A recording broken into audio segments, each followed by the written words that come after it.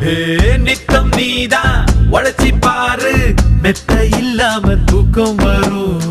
சத்தம் இன்றி உதவி செஞ்சா வாழும் போதே சொர்க்கம் வரும். பாரதியே படிச்சு புட்டா பெண்களுக்கு வீரம் வரும். கால் மார்க்ஸ் நினைச்சு புட்டா கண்களுக்குள் நெருப்பு வரும். பெரியார மதிச்சு புட்டா பகுத்தறிவு காணா வரும். அம்மா அப்பாவை வணங்கி பாரு, எல்லாருக்கும் எல்லாம் வரும்.